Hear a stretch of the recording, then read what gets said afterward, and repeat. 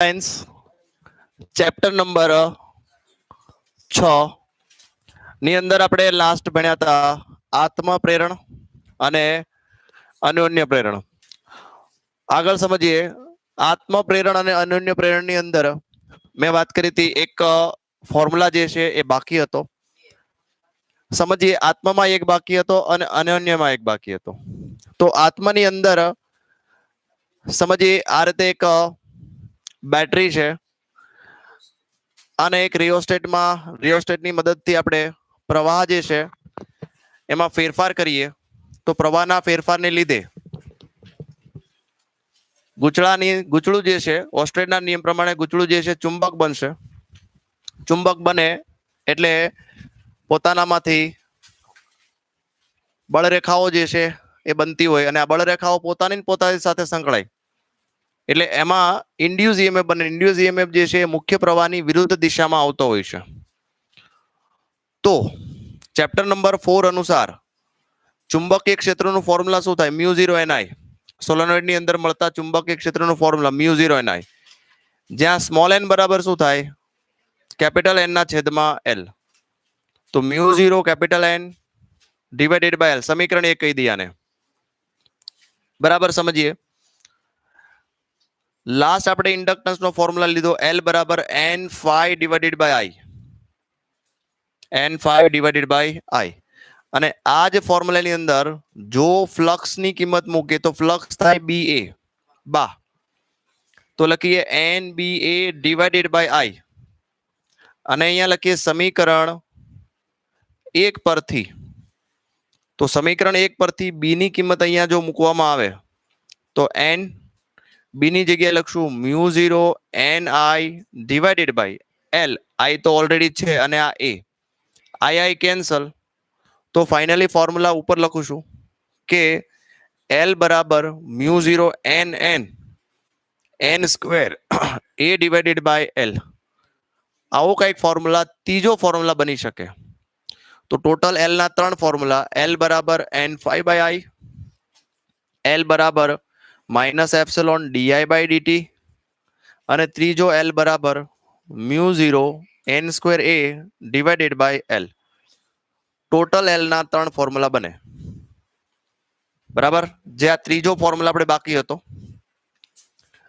હવે આ જ વસ્તુ આપણે મ્યુચ્યુઅલ ઇન્ડક્ટન્સ એટલે કે અનન્ય પ્રેરકત્વની વાત કરવી છે. એમાં પણ આવો જ એક ફોર્મ્યુલા ડિરાઈવ કરવો છે. Let me check.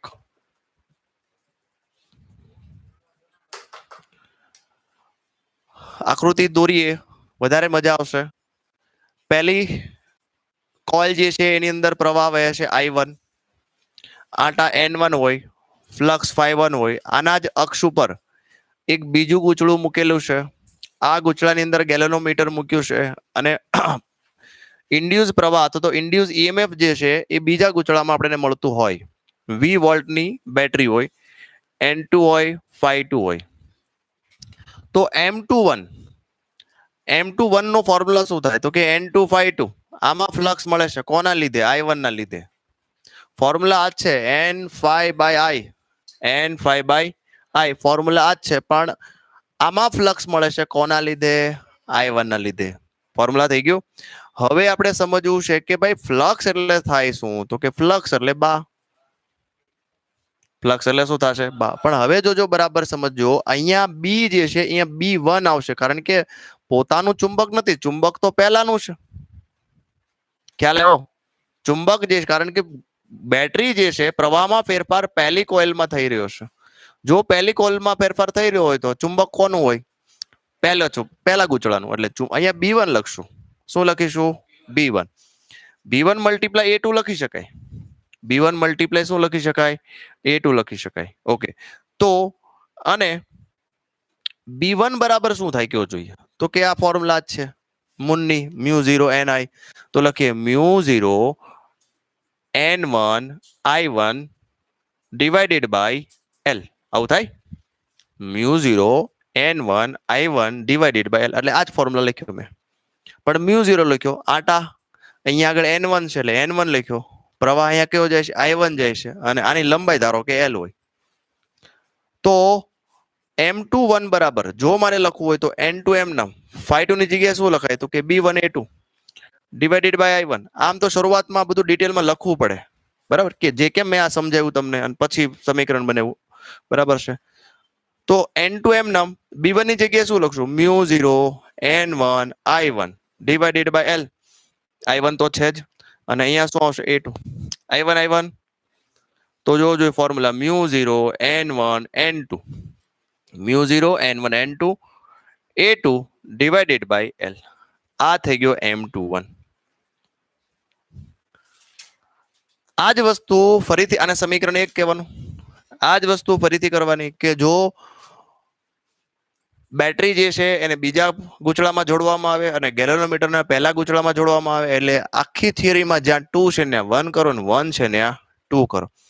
આ જ પાછું મળશે μ0 N1 N2 અહીંયા શું મળશે A1 મળશે. પણ આમાં એક વસ્તુ સમજવા જેવી છે કે બંને ગૂંચળામાંથી જેનું ક્ષેત્રફળ નાનું હોય એ લેવાનું હોય બરાબર છે. એટલે અહીંયા A1 કે A2 આવતું નથી. બંનેમાંથી જો આનું ક્ષેત્રફળ નાનું હોય તો A1 લેવાનું અથવા A2 લેવાનું. આનું નાનું હોય તો એ લેવાનું અથવા તો અહીંયા આપણે સિમ્પલી સ્મોલ એ લખી નાખીએ વધારે બેટર રહેશે કે નાનું ક્ષેત્રફળ લ્યો. બંને ગૂંચળામાંથી જે ક્ષેત્રફળ નાનું હોય એ લ્યો તો અહીંયા શું આવશે સ્મોલ એ અહીંયા શું આવશે સ્મોલ એ. એટલે જ્યારે તમે M12 મેળવશો તો ફોર્મ્યુલા તો μ0 N1 N2 આવશે જ small A divided by L. તો તમે જો આ 2 1 આ 1 2 બંને સેમ જ છે તો સમીકરણ 1 અને 2 પરથી કહી શકાય M12 is equal to M21 is equal to M. અને રેસિપ્રોસિટી થિયરમ કહેવાય. કેવું થિયરમ કહેશું રેસિપ્રોસિટી થિયરમ. એટલે આ એક બાકી હતા પણ આ થોડુંક ડિટેલમાં સમજાવવાનું હતું બરાબર છે. ટોટલ 3 સમીકરણો L ના હોય કે M ના N5 by I epsilon by DI by DT અને μ0 N square divided by L. Okay આમાં પણ 3 ફોર્મ્યુલા બરાબર છે. એક આ તો છે જ જો જોઈએ. પછી જે M21 લખીએ તો minus epsilon 2 divided by DI1 by DT અને આ ત્રીજું ફોર્મ્યુલા M21 μ0 N1 બે એક જ છે. જો અહીંયા N સ્ક્વેર છે અહીંયા હું લખ્યું આપણે N સ્ક્વેર μ0 છે હા છે એરિયા છે હા છે L લંબાઈ બધું છે. આમાં બે ગૂંચળા છે એટલે N1 N2 આમાં એક જ ગૂંચળું છે N સ્ક્વેર. રેડી એક યાદ રાખશો બીજો ઓટોમેટિક યાદ રહી જશે. ચલો ત્યારબાદ હવે રેસિપ્રોસિટી થિયરમ પછી આપણે સમજવું છે અહીંયા આગળ આ મસ્ત પ્રશ્ન છે 2 માર્કમાં 100% પૂછી શકાય કે ભાઈ ઉર્જા હાફ Li² સાબિત કરો. ચુંબકમાં સ્ટોર થતી ઉર્જા સાબિત કરો અથવા તો તમને કે હાફ Li² સાબિત કરો. ચલો આનું સોલ્યુશન શરૂઆત ક્યાંથી કરવી તો કે આની શરૂઆત પાવર થી કરવાની. પાવર બરાબર Vi થાય. સાંભળજો બરાબર પાવર બરાબર શું થાય Vi. આને કહેવાય શું તો કે dW/dt કહેવાય. આને એપ્સિલોન કયો અને I કયો. તમને અહીંથી શરૂઆત કરી છે પણ આ ક્યાંથી આવ્યું અહીંથી આવ્યું. તમે બુક જોશો મટીરિયલ જોશો સ્ટાર્ટિંગ ફ્રોમ હિયર બટ આ આવ્યું ક્યાંથી બેઝ શું છે તો કે પાવર બરાબર Vi. આગળ વાત કરીએ dW/dt. હવે એપ્સિલોન બરાબર આપણી પાસે ફોર્મ્યુલા છે ભાઈ એપ્સિલોન બરાબર -L di/dt પણ મોડમાં છે આ તો માઇનસ લખવાની જરૂર નહીં. di/dt એક આ અહીંયા છે જ dt કેન્સલ તો ફાઇનલી dW બરાબર શું થયું Li di. બંને બાજુ સંકલન કરતા તો W બરાબર શું થાય ઇન્ટિગ્રેશન L ને પણ બહાર કાઢી લ્યો I di. ક્યાંથી ક્યાં તો કે 0 થી I.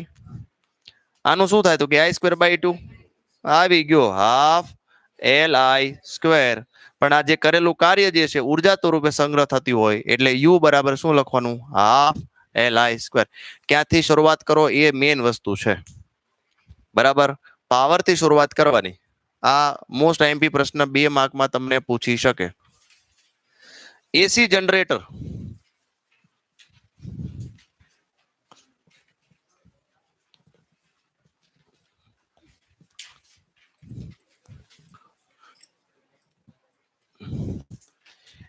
ત્યારબાદ વાત કરીએ આપણે એસી જનરેટર માટે. એસી જનરેટર. તો એસી જનરેટર જે છે એની અંદર ખાસ કરીને ફ્લક્સનો ફોર્મ્યુલા છે આપણી પાસે, ત્યાંથી શરૂઆત કરીએ. આમાં બે પાંચ પ્રશ્નો પૂછી શકાય કે એસી જનરેટર માટેનું સૂત્ર તારવો, ઈએમએફ નું સૂત્ર તારવો. ખાસ કરીને એસી જનરેટર માટેનું ઈએમએફ નું સૂત્ર તારવો. તો ફ્લક્સનો ફોર્મ્યુલા શું થાય? બી એ કોસ થીટા. પણ આટા એન હોય તો ભાઈ એન બી એ કોસ થીટા. અને એમાંય ફ્લક્સ મેક્સિમમ લેવામાં આવે કે ભાઈ થીટા જે છે એ 0 લઈ લ્યો. થીટા હોય એને લખવાનું જો થીટા 0 તો ફ્લક્સ શું થાય? 0 અથવા તો 180. બંને કેસમાં આપણે ફ્લક્સ કેવું કહી શકાય? મેક્સિમમ કહી શકાય. માઇનસ આવે, માઇનસ એનબીએ, પણ મહત્તમ જ થાય, ઉપરની દિશામાં નીચેની દિશામાં. તો ફ્લક્સ મેક્સિમમ બરાબર શું થાય? તો કે એન બી એ. આ ફોર્મ્યુલા યાદ રાખશો, એન બી એ. હવે આ સમીકરણ ફરીથી લખીએ, ફાઈ બરાબર એન બી એ કોસ થીટા. આપણે જોઈએ છે એપ્સિલોન. તો ફેરાડેના નિયમ પ્રમાણે એપ્સિલોન બરાબર શું થાય? તો કે સમીકરણ 1, એપ્સિલોન બરાબર થાય d phi by dt. D phi by dt બરાબર minus d phi by dt હોય તો minus d by dt flux N A B cos omega, sorry અહીંયા આપણે થીટાની જગ્યાએ આપણે ઓમેગા ટી લેશું. થીટાની જગ્યાએ શું અહીંયા લખવાનું? થીટા બરાબર શું થાય? આપણે આખું ચેપ્ટર બની ગયા, ચેપ્ટર નંબર 7. 7 હતું કે 8 હતું? 7 જ હતું. હવે કોસ ઓમેગા ટી. તો હવે ટી ની સાપેક્ષે આપણે વિકલન કરવું છે, બરાબર? ટી ની સાપેક્ષે આપણે અહીંયા વિકલન કરવું છે અને અહીંયા આગળ એન લેવું જરૂરી છે. ચલો ટ્રાય કરીએ કેવી રીતે થશે આનું. માઇનસ એમ નામ રાખીએ, હાલો. એન બી એ અથવા તો એન એ બી કોસ નું શું થાય કેવું જોઈએ? Minus sign omega T. પણ ઓમેગા ટી નું બાકી રહ્યું. ઓમેગા ટી નું વિકલન શું થાય? ઓમેગા. પાછળ લખવું પડે. તો ફાઇનલી શું થયું? Minus minus plus N B A omega sine omega t. તો એપ્સિલોન નો ફોર્મ્યુલા બની ગયો. અને અહીંયા બાજુમાં લખવાનું કે ભાઈ ઓમેગા ટી ને જો થીટા લઈએ અને જો થીટા 90 હોય કે 270 હોય તો આવા કેસની અંદર એપ્સિલોન શું મળે? મેક્સિમમ. તો એપ્સિલોન મેક્સિમમ ક્યારે મળે? તો આ ફોર્મ્યુલા એન, તમને જેટલી રાશિ આપી હોય ને બધાને ગુણાકાર કરી નાખવાનો એટલે એપ્સિલોન મેક્સિમમ મળે. એન બી એ ઓમેગા 4 જ આપ્યું, 4 4 નો ગુણાકાર એન બી એ ઓમેગા. તો આ ખાસ કરીને આવા પ્રશ્નો પૂછાતા હોય છે. મહત્તમ ફ્લક્સ મેળવો, મહત્તમ ઈએમએફ મેળવો, બરાબર? પણ જનરેટરમાં જો ઉપર વાંચવું, જનરેટરનો કેસ હોય તો જ મેળવો, નહીતર પાછું અલગ થઈ જાય, બરાબર? એન બી એ ઓમેગા અને આ શું થશે? એન બી એ. જોઈ લો. તો આ ઈએમએફ ઇક્વેશન છે. કેવા ઇક્વેશન છે? EMF equation. 2 માર્કમાં પૂછી શકે તમને. અને જો જનરેટરના કેસીસ તમને પૂછાય, લગભગ તો ક્યારે આજ સુધી પૂછાણા નથી, બરાબર છે? કેસીસ પૂછાય તો પણ તમને સમજાવું કે ભાઈ ચુંબકીય ક્ષેત્ર આ રીતે આપેલું હોય, એમાં અલગ અલગ પોઝિશન દોરવાની. ટોટલ 5 કેસ લેવાના. 5મો કેસ જે છે એ પહેલા કેસ જેટલો રિપીટ થશે. આ રીતે પહેલો કેસ જે છે એ તમારે 0 લેવો છે. 0 લેવા માટે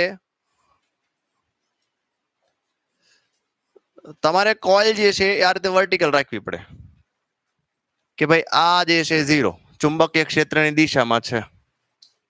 રેડી? તો થીટા કેવો મળ્યો? 0. તો થીટા 0 હોય તો ફ્લક્સ શું મળે? તો કે મેક્સિમમ મળે. કેવું? એન બી એ મળે. એપ્સિલોન શું મળે? 0. પ્રવાહ મળે, સોરી ઈએમએફ મળે નહીં. હવે આ જે છે એ આમ છે. હવે કોઇલ ઊભી છે, કોઇલને ભાઈ આપણે આડી કરી દેવી છે. તો વર્ટિકલ આ રીતે કરવાની. જો ડ્રો કરવાની પેટર્ન જોઈ લો. ખ્યાલ આવ્યો? વર્ટિકલ રહે, વર્ટિકલ. તો આ એરિયા નીચે જશે તો આની સાથે કેટલો ખૂણો બન્યો? 90. તો થીટા બરાબર 90. ફ્લક્સ 0 થઈ જાય. કોસ 90 શું થઈ જાય? કોસ 90 0. પણ એપ્સિલોન 90 એ શું થાય? તો કે 90 એ મેક્સિમમ મળે. તો એપ્સિલોન બરાબર શું થાય છે? મેક્સિમમ થાય. એટલે કે ઈએમએફ. અને કેટલું થાય તો કે N B A omega. Ready? પાછો આનો આ કેસ આવશે. આમ થઈ ગઈ. હવે ઉપર કરીએ પાછી આ જ કેસ દોરવાનો. આ બાજુ આવશે. કેટલો ખૂણો થયો? 180. પાછી આકૃતિ દોરવાની. ક્યાં આવશે? ઉપર. કેટલો ખૂણો? 270. પાંચમો કેસ પાછો આ લેવાનો, 360 લઈ લેવાનો. તો એક વખત ફ્લક્સ મેક્સિમમ થાય, એક વખત ઈએમએફ મેક્સિમમ થાય, પાછો ફ્લક્સ મેક્સિમમ થાય, પાછો ઈએમએફ મેક્સિમમ થાય. બંને એક સાથે ક્યારે મેક્સિમમ થાય નહીં. એક મહત્તમ હોય ત્યારે બીજો ન્યૂનતમ હોય, બીજો ન્યૂનતમ હોય ત્યારે પેલો મહત્તમ હોય. જેમ ગતિ ઉર્જા અને સ્થિતિ ઉર્જા જેમ હોય એની જેમ અહીંયા આગળ એપ્સિલોન અને ફ્લક્સની સિચ્યુએશન થતી હોય છે. પછી ત્યારબાદ જનરેટરના પ્રકારો તમને પૂછાશે કે ભાઈ જનરેટરના કેટલા પ્રકારો છે. તો જો કોલસો વાપરીએ તો એને થર્મલ જનરેટર કહેવાય. એટલે કે કોલસો આપણે જનરેટરમાં કોલસો ન વાપરવાનો હોય. જનરેટરને ફેરવવા માટે આપણે બોઇલરનો ઉપયોગ કરીએ, પણ બોઇલરમાં કેનો ઉપયોગ કરીએ? આપણે કોલસાનો ઉપયોગ કરીએ. કોલસો બાળીને બોઇલર પાણી ગરમ કરીએ એની વરાળ બનાવીને એ વરાળને આપણે બોઇલર મારફતે જનરેટરને ફેરવીએ તો આને કહેવાય થર્મલ જનરેટર. પાણીને જ ગરમ કરવાનું છે, વરાળ જ કરવાની છે, પણ એ પાણીને ગરમ કરવા માટે જો ન્યુક્લિયર ઉપયોગ કરીએ, આપણે ન્યુક્લિયર રિએક્ટર ઉપયોગ કરીએ તો આને શું કહેવાય? ન્યુક્લિયર જનરેટર કહેવાય. અને પાણીનો ધોધ પડતો હોય અને એનાથી ટર્બાઇન ફરતું હોય અને ઈ ટર્બાઇન હારે જનરેટર જોડ્યું હોય અને વીજળી પેદા થતી હોય તો આને હાઇડ્રો જનરેટર કહેવાય. બરાબર છે?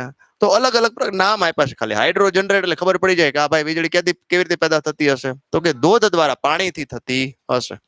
ક્લિયર? તો આ ચેપ્ટરની અંદર માત્ર બસ એટલું જ છે.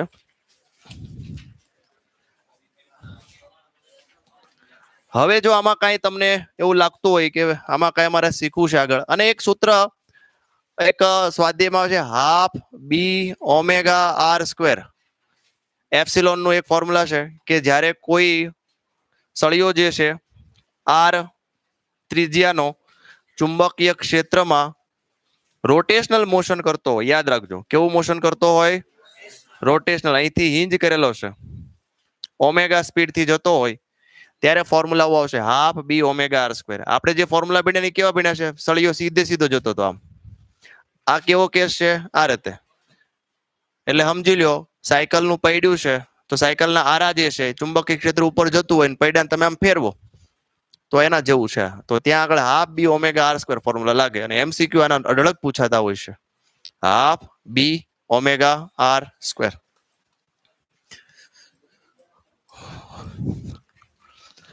તો અહીંયા ઈએમએફ, પ્રેરિત ઈએમએફ ના ફોર્મ્યુલા એક વખત તમને સમજાવી દઉં. કેટલાક પ્રેરિત ઈએમએફ ના ફોર્મ્યુલા જોઈએ આપણે. શરૂઆત કરી આપણે minus N delta phi by delta t minus N d phi by dt BVL. Minus લખો ના લખો કોઈ વાંધો નહીં. Half B omega R square અને એપ્સિલોન બરાબર એપ્સિલોન મેક્સિમમ બરાબર એન બી એ ઓમેગા. તો બધા ફોર્મ્યુલા પ્રેરિત ઈએમએફ ના છે. All that formula are from induced EMF, but different situation we can use different formula. તો આ ફોર્મ્યુલા સરેરાશ છે, આ તક્ષણિક છે, આ ગતિકીય EMF છે. આ બંને ગતિકીય છે, બંને કેવા છે? ગતિકીય. પણ આ સીધે સીધો જતો હોય અને આ જે છે ચાક ગતિ કરતો હોય. આ જનરેટર માટેનો છે. બરાબર? બધા કેસીસ અલગ અલગ છે. જોજો તમે. L માટેના ફોર્મ્યુલા L બરાબર n phi by I. L is equal to mu 0 n square by AL. L बराबर minus epsilon di by dt. Mutual inductance ना formula. It depends. M21 होय, M21 तो N2 phi 2 ऊपर 2 होय तो ऊपर 2 नीचे 1. M21 बराबर mu 0 n1 n2 small a divided by L અને M21 બરાબર minus epsilon 2 di1 by dt. આ બધા ફોર્મ્યુલા છે ઇન્ડક્ટરના. અને ત્યારબાદ સોરી એલ અને એમ. ઉર્જાનો ફોર્મ્યુલા આપણે લાસ્ટ જોયો half LI square. Half LI square. અને હજી આમાં એનર્જી ડેન્સિટી લેવું હોય તો લઈ શકાય. ઉર્જા ઘનતા એનો ફોર્મ્યુલા મળશે તમને b² divided by 2 mu naught આવો મળશે. મેળવવો હોય તો મેળવી શકાય. ઉર્જા ઘનતાનો મતલબ શું થાય? તો કે ઉર્જા ઘનતાનો મતલબ થાય ઉર્જાના છેદમાં કદ. એકમ કદ દીઠ ઉર્જાને શું કહેવાય? ઉર્જા ઘનતા કહેવાય. તો તમને હાફ LI² આપ્યું હોય એના ઉપરથી તમે આ મેળવી શકો તો આ ફોર્મ્યુલા ડિરાઈવ કરી શકાય. કદાચ આપણે આપ્યો છે કે નહીં એવો ઉદાહરણ જૂની ટેક્સ્ટ બુકમાં આવતો, કદાચ તમારે આવતો હોય તો હા ને કરી શકાય, પણ કદાચ આવતો હોય તો. એક્ચ્યુઅલ ઇલિસ્ટ્રેશન ઉદાહરણના દાખલા જોઈએ. એમાં આપણે સેકન્ડ જોઈએ. ઉદાહરણો 10 સેન્ટીમીટર બાજુવાળી, આગળ 10 સેન્ટીમીટર વાંચું, ખાલી બાજુવાળી નહીં જોઈ. 10 સેન્ટીમીટર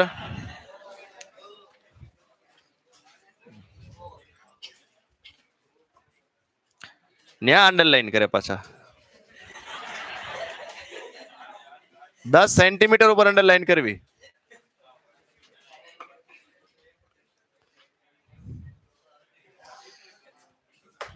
હાલો અહીંયા ધ્યાન આપશો.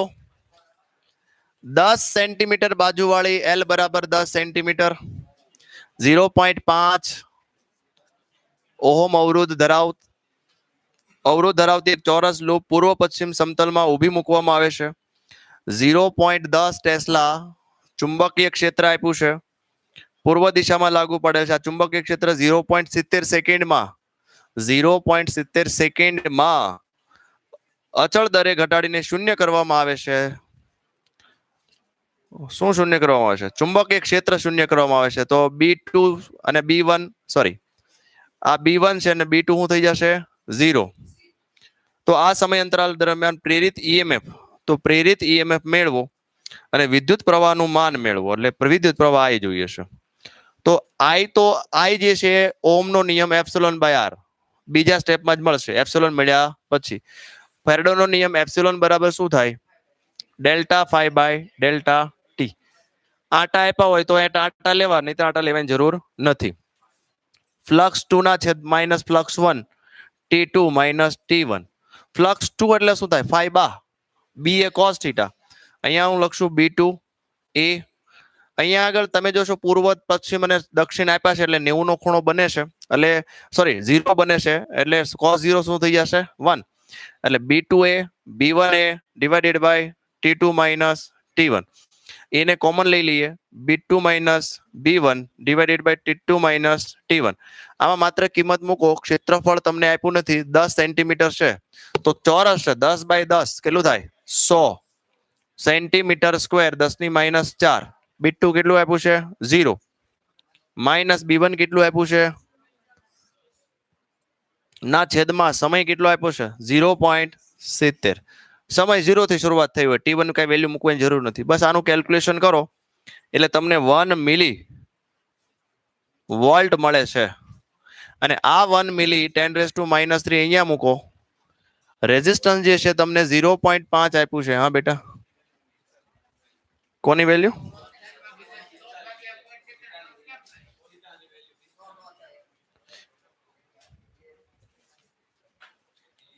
cos 45 1/√2 થાય. ઉભા રહે એક જ સેકન્ડ. પૂર્વ પશ્ચિમ હવે આપણે ડ્રો કરવું પડે તો એના માટે ઉત્તર, દક્ષિણ, પૂર્વ અને પશ્ચિમ 10 સેન્ટીમીટર બાજુવાળી 0.5 ઓહમ ધરાવતી એક ચોરસ લૂપ પૂર્વ પશ્ચિમ સમતલમાં ઊભી મૂકવામાં આવે છે. એટલે પૂર્વ પશ્ચિમ સમતલ, આ સમતલ છે એમાં ઊભી મૂકવામાં આવે છે. એટલે આ રીતે મૂકી ચાલો, એટલે ઉત્તર દક્ષિણમાં મૂકી કહેવાય ને.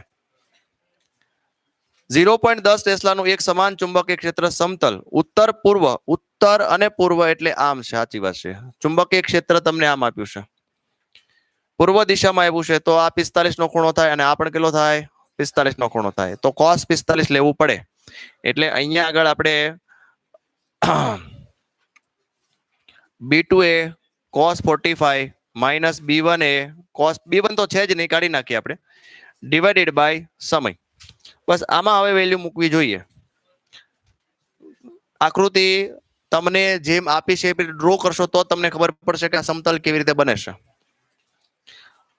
ત્યારબાદ ત્રીજો છે એ જોઈ લઈએ. ટેક્સ નહીં, મટીરિયલમાં આકૃતિ નથી આપી, ડ્રો કરવી હોય તો કરી શકો તમે.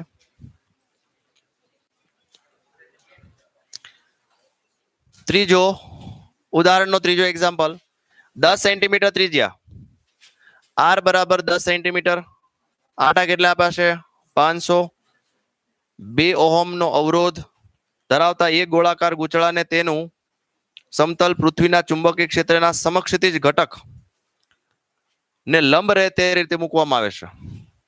તો લંબ રીતે મૂક્યું છે આ રીતે, તો એનો મતલબ કે 0 થશે થીટા, એટલે અહીંયા કઈ પ્રોબ્લેમ નથી.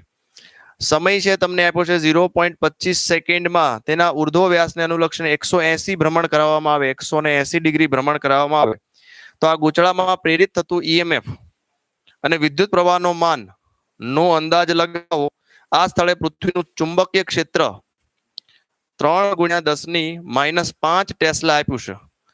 તો સેમ ટુ સેમ આ જે હમણાં આગળ ગણ્યો ને એક્ઝામ્પલ, એના જેમ જ ગણવાનો છે કે એપ્સિલોન બરાબર શું થશે -n delta phi by delta T. Flux બરાબર શું થશે બોલો જોઈએ, બી કોસ થીટા, પણ અહીંયા થીટા કેવો થઈ જશે 0. તો -n અહીંયા લખીશું આપણે, એરિયા કોમન છે કારણ કે લૂપ એકની એક જ છે, બદલાતી નથી. તો એરિયા કોમન લઈ લઈએ, શું થશે b2 - b1 divided by t. બધી વેલ્યુ આપી છે તમે. અને ચુંબકીય ક્ષેત્ર જે છે પહેલા 0 હતું અને પછી 180 થાય છે. પહેલા 0 હતું, હવે કેટલું કરે છે 180. તો ફ્લક્સ બદલાશે, બરાબર. તો ફ્લક્સ બદલાશે, અહીંયા આપણે લખવું પડશે n, એક જ second, -n φ2 - φ1 divided by delta t -n અહીંયા લખશું b2 a cos theta 2 b2 a cos theta 1 divided by અહીંયા સમય આવશે. હવે આમાં વેલ્યુ મૂકવાની, θ1 0 લેવાનું, θ2 શું લેવાનું 180 લેવાનું. ચલો, અને પછી ત્યારબાદ પ્રવાહ તમે મેળવી શકો. ચોથું છે ને એ બહુ ઇન્ટરેસ્ટિંગ છે, ફોર્થ ઉદાહરણ ચોથું. એમસીક્યુ માં 100% એમપી કરો. તમને આ બધી લૂપ એમસીક્યુ માં પૂછી શકે. જોઈએ કેટલા લોકો આનો રાઈટ આન્સર આપી શકે છે. ચલો, તમને આવું આપ્યું છે એ બી સી અને ડી, બદલાતા જતા ચુંબકીય ક્ષેત્ર છે અંદર તરફ છે. તો આવી લૂપ જે છે એ નીચે આ તરફ ખેંચવામાં આવે તો અહીંયા પ્રવાહ જનરેટ થશે. તો આ પ્રવાહની દિશા ડિરેક્શન એબીસીડી હશે કે એડીસીબી હશે, પેલા વિચાર કરજો, ડાયરેક્ટ નહીં.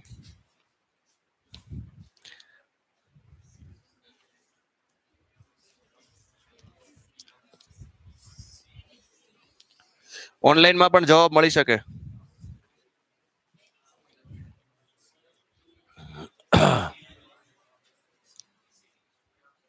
ચલો ટ્રાય કરીએ. ચુંબકીય ક્ષેત્ર અંદર જાય છે, આ વેગ છે, વેગ અંગૂઠો, હું કહું સાચું હોય, વેગ જે છે એ અંગૂઠો. મેં તમને કાલ નથી કીધું અહીંયા માઇનસ માઇનસ લખીને આવજો, ભૂલી ગયા? વાત થઈ હતી ને આપણે કે ભાઈ આપણે માઇનસ માઇનસ લખવાના છે. આ ચેપ્ટર નંબર 6 છે, ચોથું નથી, બરાબર છે, પાંચમું નથી, છઠ્ઠું છે. ચુંબકીય ક્ષેત્ર ક્યાં જાય છે? અંદર. હવે આંગળીઓ જે નહીં, પણ અંગૂઠો તમારે આની દિશામાં લાવવાનો છે, એટલે થોડુંક વધી જશે મારે આ રીતે. તો આ માઇનસ છેડો થશે અને આ તો આપણે લેટ સ્ટાર્ટ કર્યું હતું. ઉદાહરણ નંબર 6 જોઈએ. જો 2 માર્ક માટે મોસ્ટ એમપી કરો. ઉદાહરણ નંબર 6,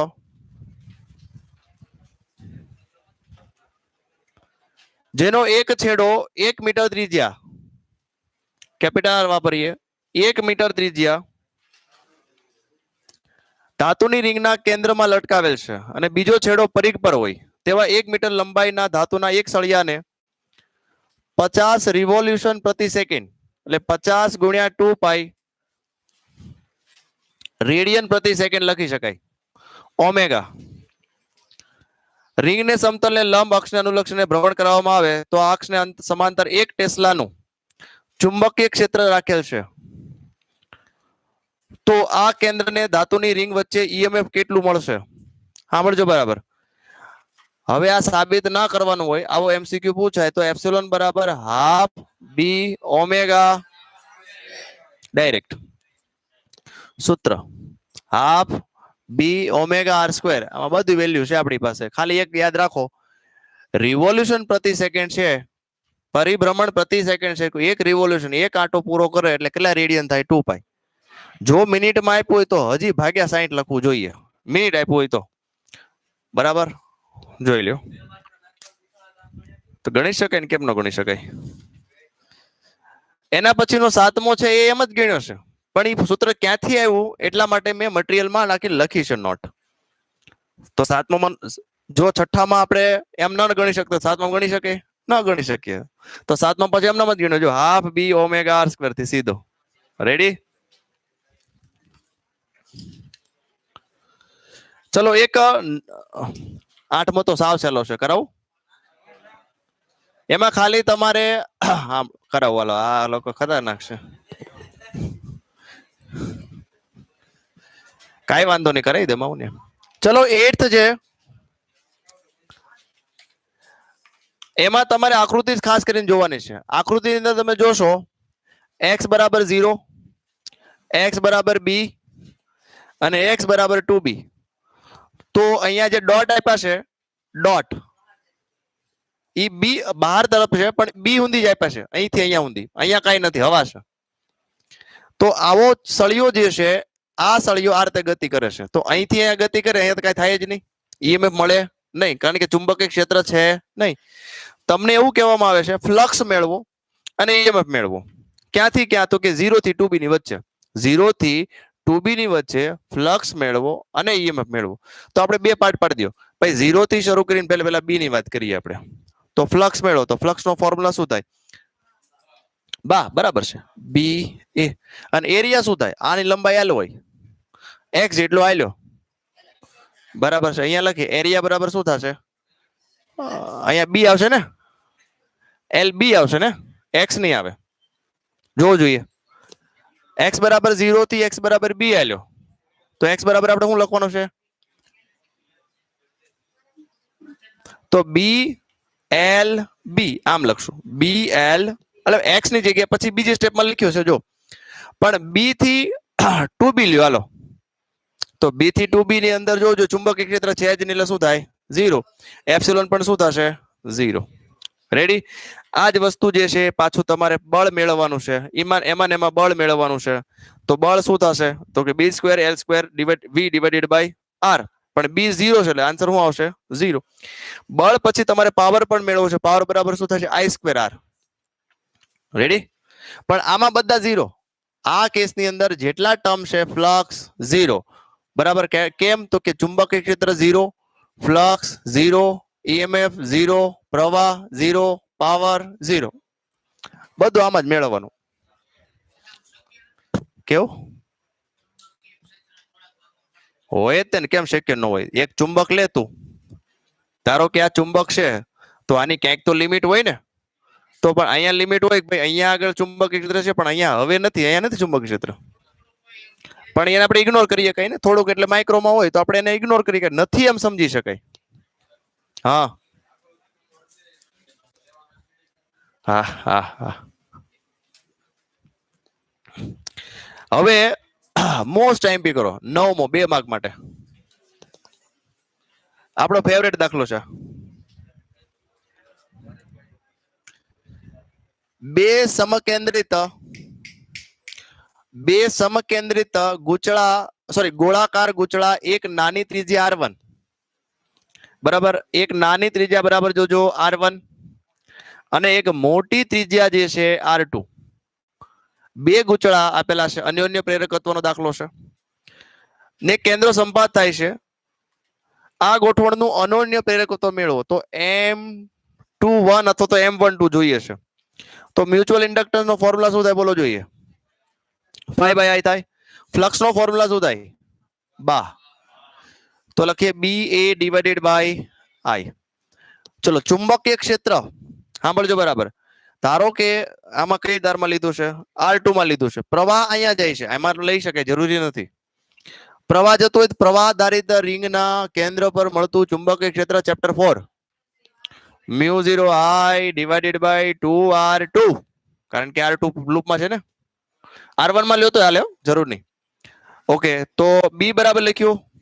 એરિયા બાકી, એરિયા પણ લખી નાખીએ. એરિયા શું થશે આનો જોવું જોઈએ. પાઈ R1 સ્ક્વેર અને I તો હતો જ તે. I કેન્સલ કરો તો શું થાય ગયો જોઈએ? μ0 પાઈ R1 સ્ક્વેર 2R2. તો બસ આ સાબિત કરવાનું તો આવી ગયું.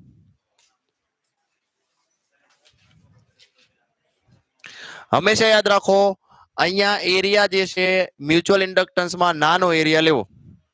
કયો એરિયા લેવાનો? નાનો. એટલે જ આપણે એરિયા નાનો લીધો છે.